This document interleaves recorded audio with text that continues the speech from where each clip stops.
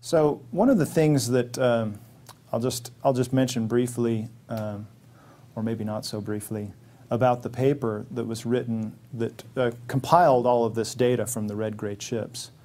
The first thing that we wanted to do was to establish that all of the chips were similar, and that and when I say all of the chips collected from the different dust samples that were collected from different areas in Manhattan, from different individuals who were not associated. So once we collected different chips from the different samples, we then took photomicrographs as well as looking at them in the scanning electron microscope, and then compositional analysis of both the red layer and the gray layer. And all of these things showed that these red-gray chips are the same. The compositional analysis of the red layer was the same. The compositional analysis of the gray layer was the same. Their appearance and cleavage habit or microstructure appeared the same. All of those things appeared the same. Then we ran multiple samples through the DSC, the differential scanning calorimeter, and found that they behaved almost identical. The peak heights were very similar. The location of the peaks were exact. And so once we were able to establish that these things were all the same, that's when we were able to then, with more confidence, try and determine what these things really were. And so now what we have is from the composition of the red layer, we have an aluminum peak, we have a silicon peak, we have the iron and the oxygen, as well as other peaks. And one of the things that we did to ensure that we weren't getting surface contamination was we just took some of these chips, which are very, very small, by the way, and under a microscope we were able to cleave these chips or break them in half and then study the fresh or the broken surface so that we weren't getting surface contamination. These things were coming in bags of dust, so who knows what kind of contamination you'd get on the surface. So we were looking at these broken or these clean edges in order to get the composition. And that's where we found the silicon as well as the aluminum peaks and the iron and oxygen peaks in abundance, and throughout all of the red layers in all of these chips. The gray layer was also interesting. We found that was mostly iron and oxygen. And again, each gray layer was identical in its compositional analysis as well as its appearance.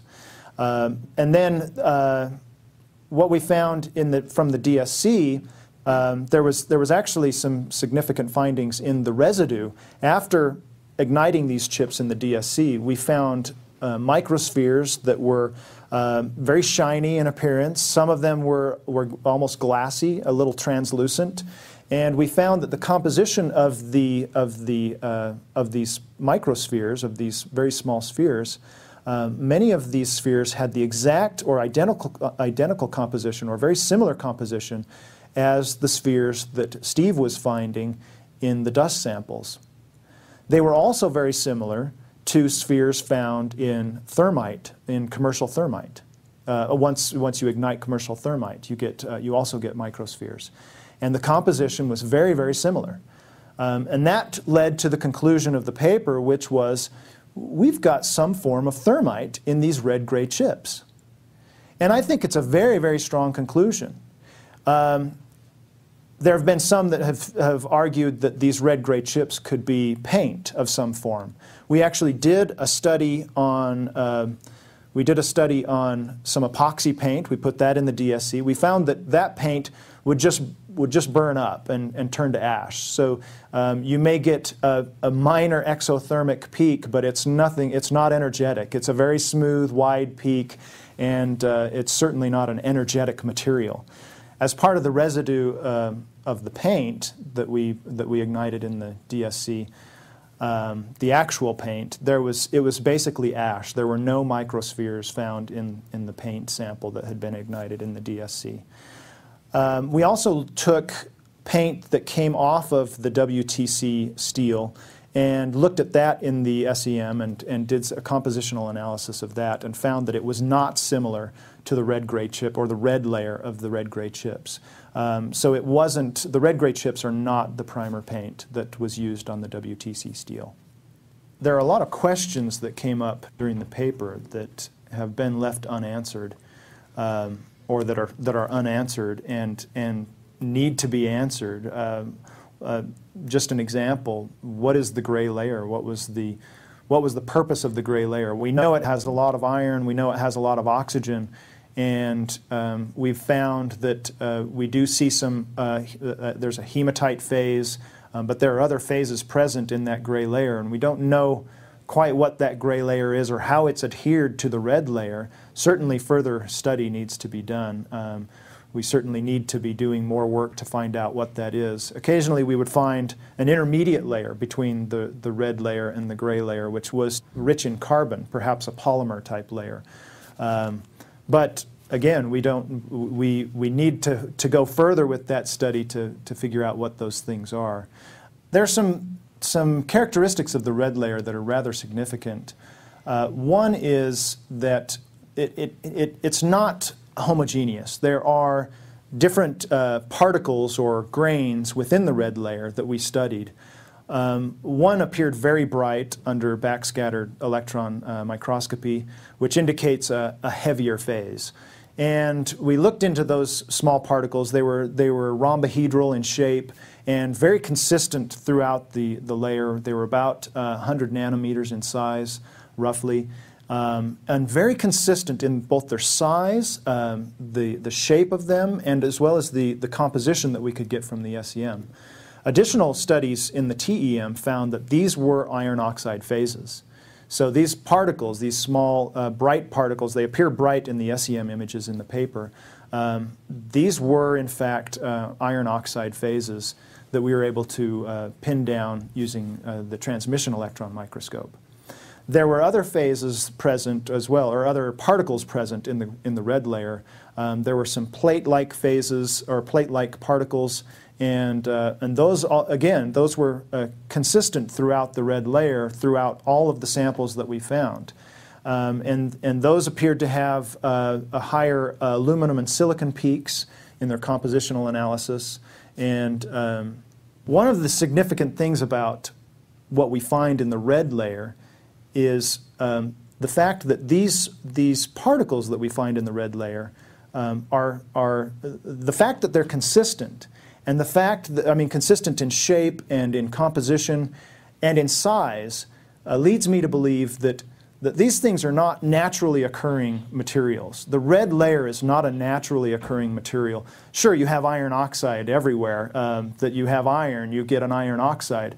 But you don't get them in nice little 100 nanometer rhombohedral shaped particles inside of inside of a red layer, a very small red layer. And by the way, these, just to give you a reference on the size, these particles that are in the red layer are thousands of times smaller than, say, the width of a human hair. So these are very sophisticated particles, very sophisticated materials, not materials that we would expect to find in the demolition debris of a building. In order to get that kind of consistency with shape and size and to be that small, these really are sophisticated materials, and probably only developed in a laboratory. They may be processed outside of a laboratory, but they're developed in a laboratory.